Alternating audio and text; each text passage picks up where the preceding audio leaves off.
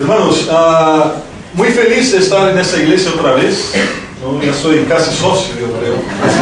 Así es. Siempre tengo el privilegio de predicar en esta iglesia y estoy feliz. Estoy feliz también porque ayer Brasil ganó a Argentina, ¿no? Pero aún sigue ahí, me ronda la cuestión de los 7 en Brasil, pero menos mal que ayer ganó a Argentina, entonces puedo por hoy celebrar esto. Pero yo creo que es el motivo de la alegría más grande que nosotros tenemos, es saber que Cristo es nuestro Salvador. Amén. Es saber que Él murió en una cruz por nosotros para darnos vida, ¿no? Y hace poco tiempo escuchaba a alguien a decir que si Cristo todos los días o todos los domingos tiene que convencernos de estar en la iglesia, algo anda mal con nuestra espiritualidad, ¿no? Si hay esta pelea en que nosotros a veces decimos, no, el Señor tiene que motivarme a ir a la iglesia, algo anda mal con nuestra espiritualidad. Por el simple hecho de que Cristo murió en la cruz por nosotros, es el motivo suficiente para que nos congreguemos.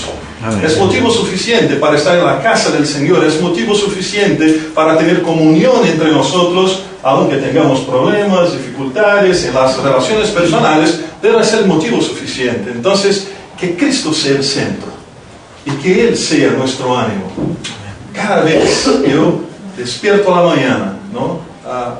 En el domingo y pienso, Señor, esta escuela dominical es muy temprana, es madrugada, a las 11 de la mañana, pero Señor, yo quiero estar ahí, yo voy, porque yo quiero escuchar tu voz, yo quiero aprender de ti.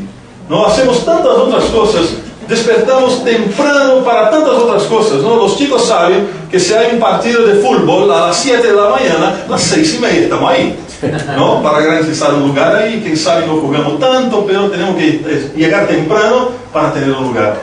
Si en cosas tan simples y tan chicas en nuestra vida nosotros tenemos este compromiso, ¿por qué no tenerlo con el Señor? Amén. De estar en su casa, amén, de alabar su nombre y de compartir unos con nosotros. Entonces es un privilegio para mí otra vez estar con esta iglesia que siempre oramos, recordamos de cada uno de ustedes. Me toca el texto de Colosenses, capítulo 1, es ese texto que terminamos de leer, y hablar un poco acerca de solo Cristo, que es un tema esencial en la iglesia reformada, también en la iglesia cristiana. Por solo Cristo nosotros entendemos claramente que solamente Él puede reconciliarnos con Dios. Solamente Él es el camino que nos lleva a Dios. A veces encontramos gente con las cuales nosotros hablamos y nos dicen, no hay que preocuparse, porque todos los caminos llevan a Dios. Es una mentira.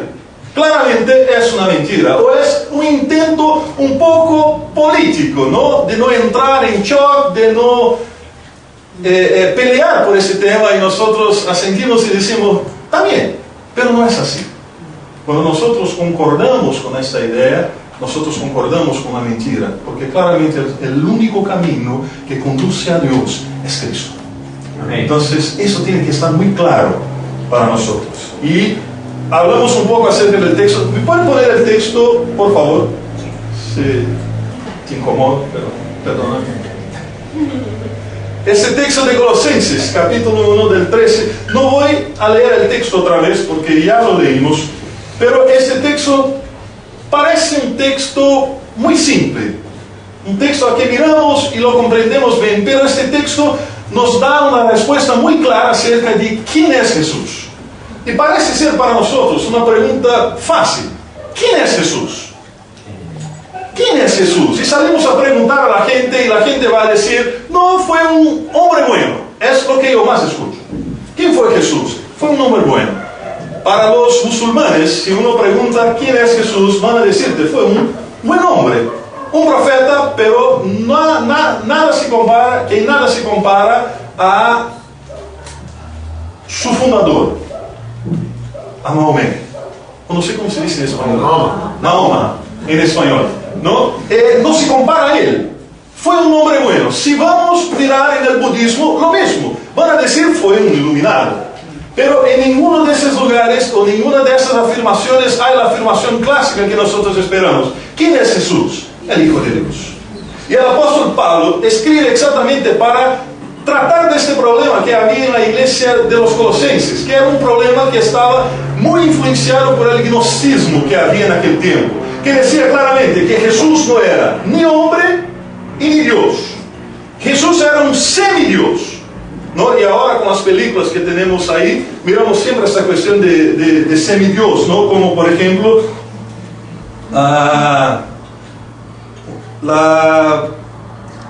el combate entre titanes, Guerra de Titanes, o sea que un semidios entonces pasa a luchar para defender la humanidad contra los monstruos que están ahí. Era la misma visión que había en la iglesia, en algunas personas de la iglesia. O sea, Cristo era un semidios.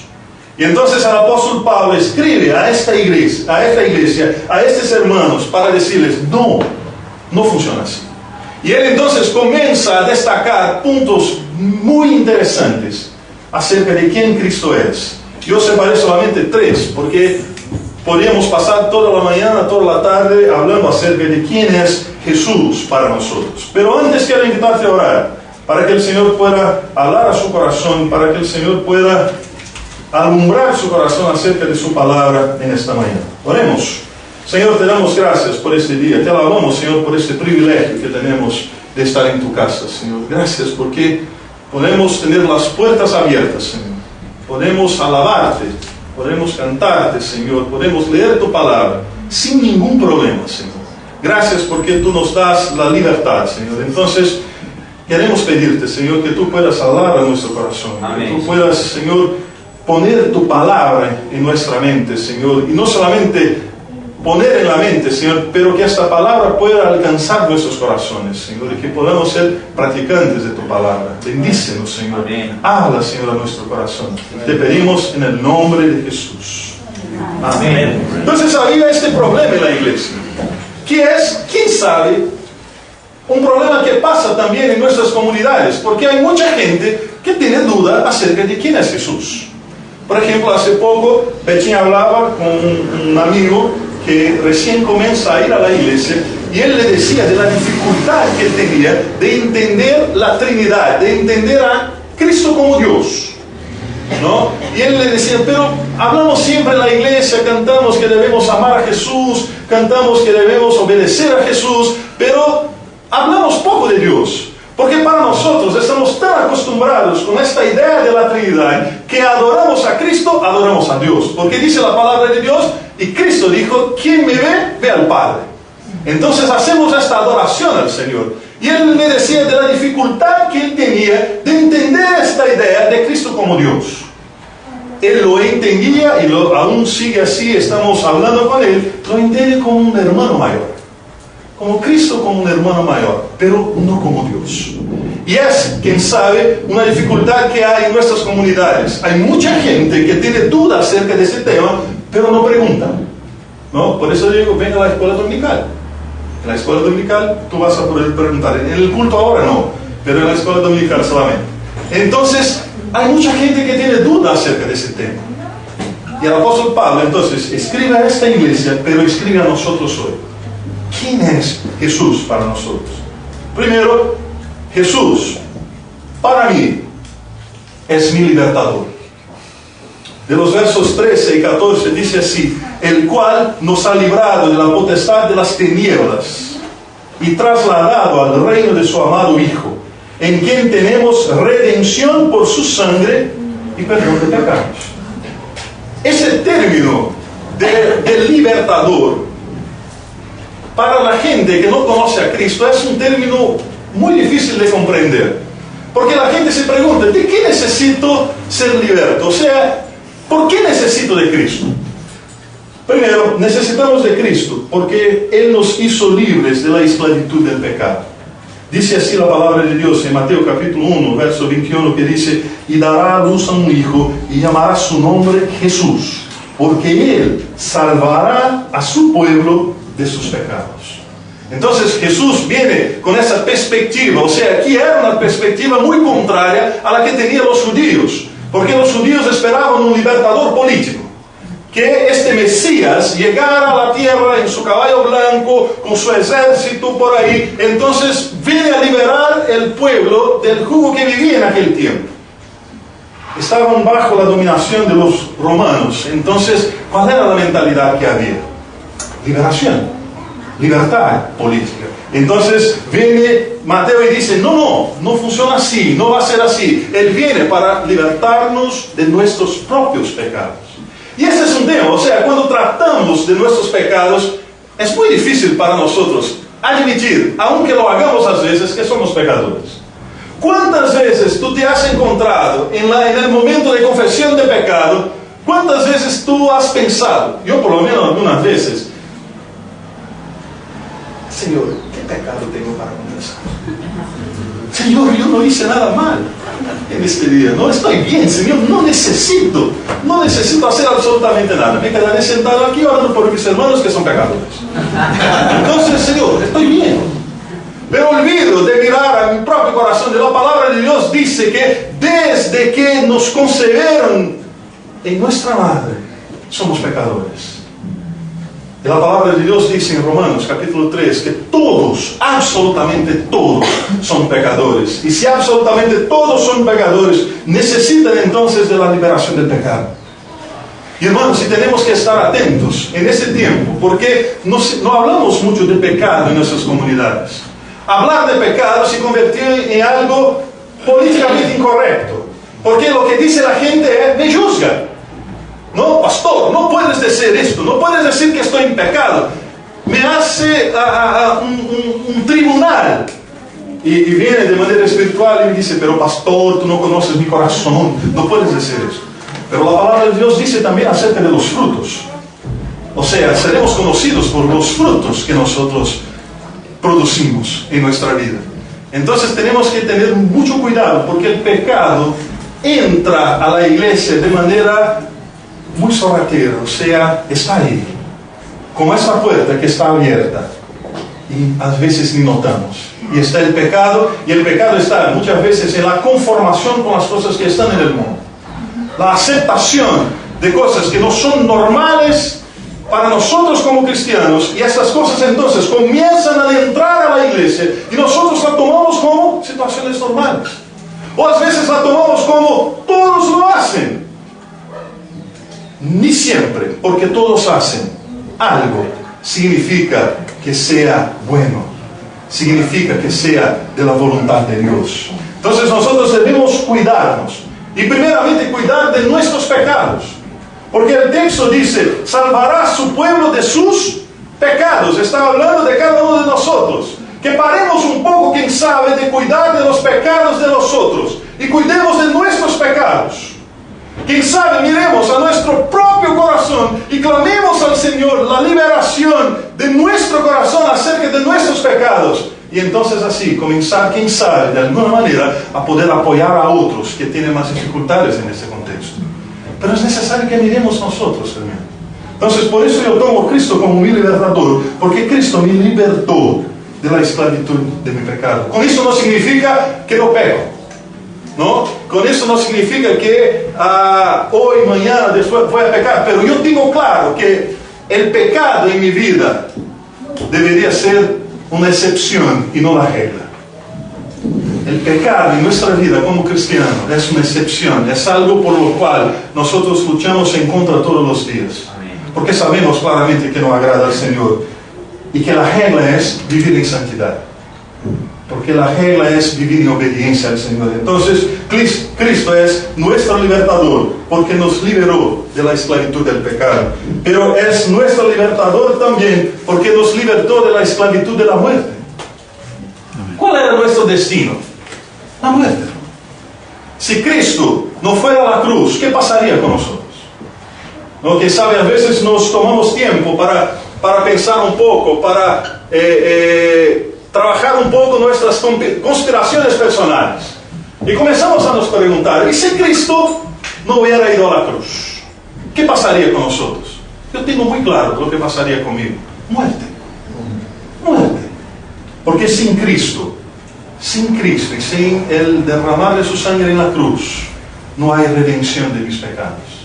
Entonces la palabra de Dios dice en Romanos capítulo 8, verso 1 y 2, dice así: ahora pues ninguna condenación hay para los que están en Cristo Jesús, los que no andan conforme la carne, la libertad del pecado, sino conforme al Espíritu, porque la ley del Espíritu de vida en Cristo, da vida en Cristo. Jesús me ha librado de la ley del pecado y de la muerte. Está muy claro. La palabra de Dios dice que Cristo nos liberó de la muerte. Y dice la palabra de Dios también, aquel que cree en mí, aunque muera, vivirá. Entonces Dios a través de Cristo nos entrega la posibilidad de vivir eternamente. No hay muerte para nosotros.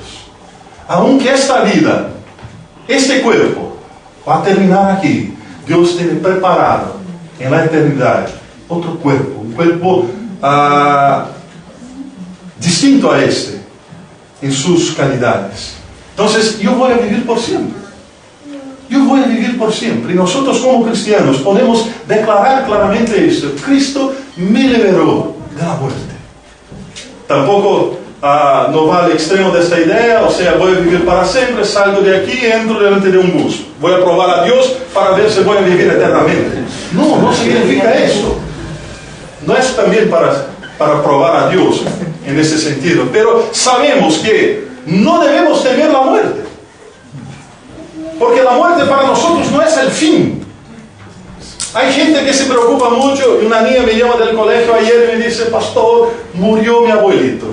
Yo le dije: oraré por ti, el lunes nos juntamos para hablar un poco. Y me dice: no, pastor, es que el lunes quería que tú pudieras orar por mi abuelito. No, yo le dije, claro, buscando una manera más delicada de decirle, y le dije: mire, voy a orar por ti y por tu familia. Porque nosotros sabemos que después que muere, no hay mucho que hacer, o no hay nada, absolutamente nada que hacer, porque las decisiones que nosotros tenemos que tomar acerca de Cristo y nuestra relación personal con Él pasan en vida. Por eso ese tema de no voy a esperar un poco más, después de la muerte no se arregla absolutamente nada. Y dice la palabra de Dios que después de la muerte viene el juicio. Entonces no hay lo que hacer. Nosotros debemos disfrutar de nuestra vida ahora. Tomar las decisiones que tenemos que tomar ahora, porque Dios ha preparado para nosotros la eternidad. Entonces Cristo nos liberó del pecado y de la muerte. Él nos dio vida para vivirla de manera plena. Entonces, la primera cosa en el texto que habla acerca de quién es Jesús, es el libertador. Otra cosa importante en el texto que habla acerca de Cristo, habla que Cristo es el Dios creador. El texto dice en los versos 15 y 16, dice así: Él es la imagen del Dios invisible, el primogénito de toda creación, porque en Él fueron creadas todas las cosas. Amén. Las que hay en los cielos, las que hay en la tierra, visibles e invisibles, sean tronos, sean dominios, sean principados, sean potestades, todo fue creado por medio de Él y para Él. Entonces, cuando miramos a Cristo, Cristo es el creador, es el Dios creador. Amén. Texto de Génesis, capítulo 1, verso 1, es el texto clásico para defender esta idea. Cuando dice: en el principio creó Dios los cielos y la tierra, el texto hebreo dice claramente: crearon los dioses. Y está hablando de la Trinidad, o sea, la Trinidad estaba presente. Y si la Trinidad estaba presente en la creación, estaba Cristo. Amén. Él participó activamente de la creación. Él no era meramente un coadyuvante en esta situación. Cristo no estaba ahí solamente mirando lo que hacía Dios y el Espíritu Santo. Él estaba trabajando. Ponía la mano en la masa, ¿no? Para preparar todo. Amén. Con Dios, Él tomó el barro para formar el hombre. Porque Él estaba ahí. Dios es invisible, pero Jesús es la encarnación del mismo Dios. Y Pablo habla acerca de esta divindad de Cristo. Si en las cartas del apóstol Pablo, cuando comenzamos a mirar, hay siempre una defensa acerca de la divinidad de Cristo, porque era siempre lo más cuestionable. Siempre eran los que se cuestionaban en aquel tiempo acerca de Jesús. No, Él no va a resucitar, o Él no resucitó, Él no es Dios, Él no estaba en la creación, pero Cristo estaba en la creación. Amén. Cristo no fue creado, Cristo ya estaba. No, Dios no creó a Cristo, Cristo ya estaba. y Él participaba. Juan, en el capítulo 1, el verso 3, habla acerca de esto, que viene una afirmación profunda acerca de la divinidad de Cristo. En el principio era el Verbo, y el Verbo era Dios, y el Verbo estaba con Dios, y este era en el principio con Dios. Todas las cosas por Él fueron hechas, y sin Él nada de lo que se había hecho fue hecho. Una afirmación potente acerca de la presencia y de la importancia de Cristo. Fue por Él. Fue por Él. O sea, a veces tenemos el pensamiento que todo esto que tenemos, todo esto que miramos, fue creado para nosotros. ¿No es así? A veces miramos y dijimos, Dios es bueno porque ha creado todo esto para mí. No, fue creado para Cristo. Para Cristo, porque Cristo es el centro de la creación. Él es lo que hay de más importante en la creación. Entonces, por eso nosotros, como cristianos, afirmamos claramente que Cristo no fue creado. Él participó de la creación. Él estaba ahí con Dios, ¿no? Porque si hablamos que Cristo fue creado, sale un poco la idea de la Trinidad, sale un poco de la divinidad de Cristo, y entra un poco el hecho de ser un semidios. Es solamente un semidios. Es solamente un hombre bueno. Es alguien que tenemos que seguir el ejemplo. Entonces nosotros debemos predicar a la gente y decir, Cristo es el creador de todo. Y no solamente es el creador de todo, todo fue creado para Él y por medio de Él. Nosotros podemos disfrutar de la vida y del gozo de la salvación por causa de Cristo. Podemos tener todo lo que tenemos como comunidad en nuestras vidas personales, porque todo fue por causa de Cristo. Y por eso nosotros pensamos en nuestras comunidades que todo lo que tenemos, todo lo que hacemos, todo lo que pensamos, todo eso debe ser para la gloria de Dios. Y así nosotros debemos vivir como iglesia. Y así nosotros debemos vivir en nuestras vidas personales. Nosotros debemos saber que Cristo es el centro de todo. Todo lo que hacemos, todo lo que pensamos, debe ser para la gloria de Dios. ¿Y cuántas veces hemos olvidado esto? ¿Cuántas veces en nuestra vida Cristo está solamente aparte de nuestra vida? Alguien me dijo una vez que la Biblia no es un catálogo de natura, ¿no? Solamente para usar cuando se quiere hacer un pedido. ¿No es así? En nuestra relación con Cristo a veces estamos así. Recordamos de Cristo solamente cuando necesitamos algo. Recordamos de Cristo cuando tenemos una necesidad, ¿no? Pasamos toda la semana, quién sabe, sin desarrollar nuestra vida devocional, sin orar, sin leer la palabra, pero cuando algo apriete el pie, entonces nosotros acercamos a Cristo. Oh, Señor, estoy delante de ti ahora, con todas mis fuerzas para pedirte algo. ¿No? Cristo no quiere tener con nosotros esta relación de consumo, porque muchas veces es lo que tenemos con Él, una relación de consumo. Voy a ti y tú me das algo. Él quiere tener una relación cercana, de profunda amistad, pero no solamente de profunda amistad, pero Cristo quiere tener con nosotros una relación profunda de sumisión, someterse a Cristo, no solamente cuando nos interesa, sino principalmente cuando no nos interesa, porque ciertamente Cristo va a decirnos o va a mandarnos a hacer cosas que no nos gusta hacer, va a decirnos cosas que no queremos hacer, pero no así debemos obedecer a Cristo, ¿no? Esto espeja un poco la relación que tenemos con nuestros padres, ¿no es así? Los jóvenes saben muy bien que a veces los padres nos dicen cosas que nosotros no queremos hacer. Simplemente pensamos, no es así, mi papá está equivocado, no tiene nada que ver, él no sabe lo que dice, no comprende el tiempo que nosotros vivimos, pero hay que obedecer. Para los jóvenes no hay otra opción. Si eres hijo de Dios, siervo de Cristo, no hay otra opción sino la de obediencia a sus padres.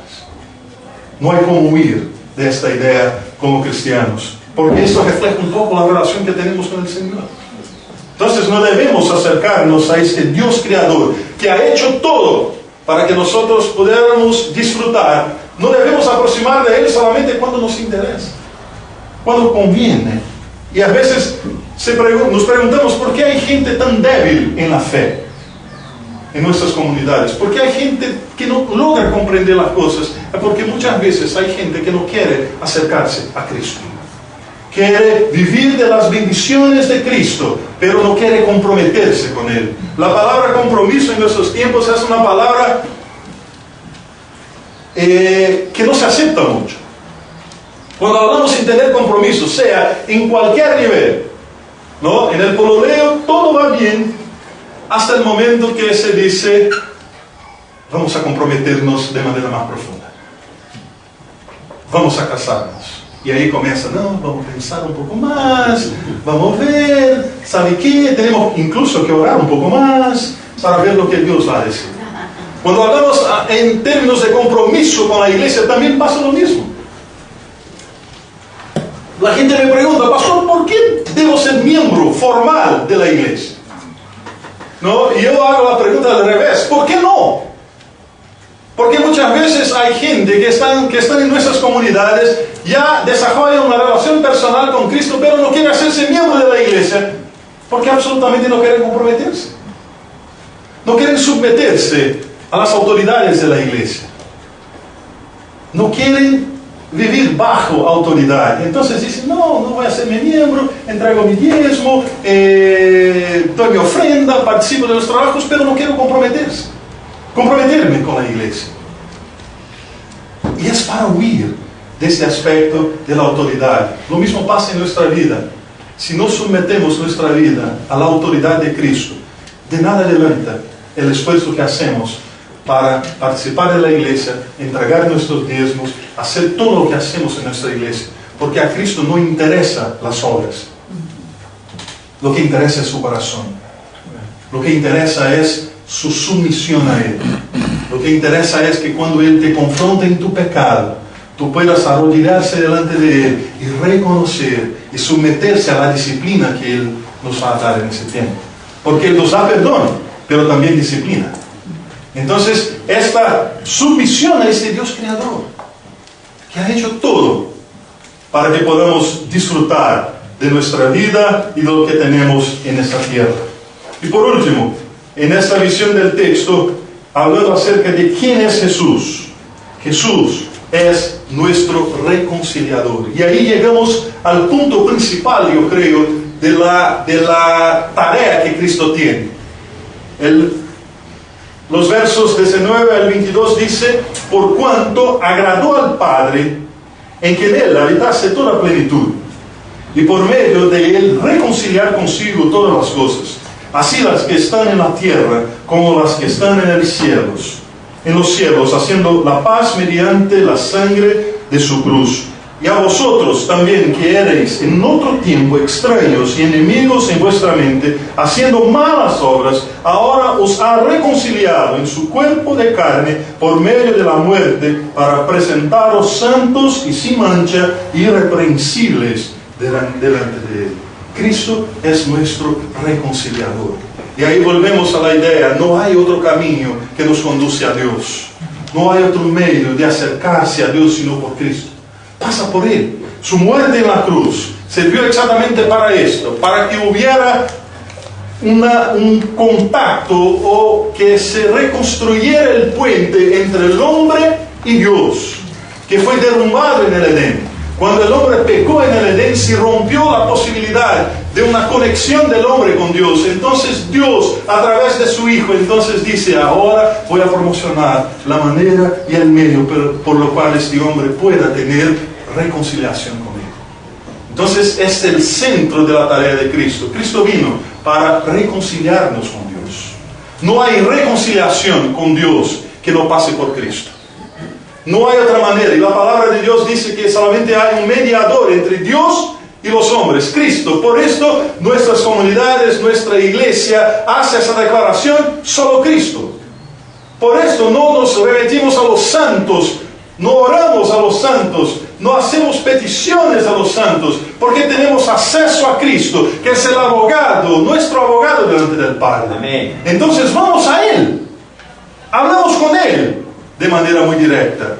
Yo creo que la mayoría de nosotros tenemos claramente la experiencia de que cuando nos acercamos a Él, Él nos escucha.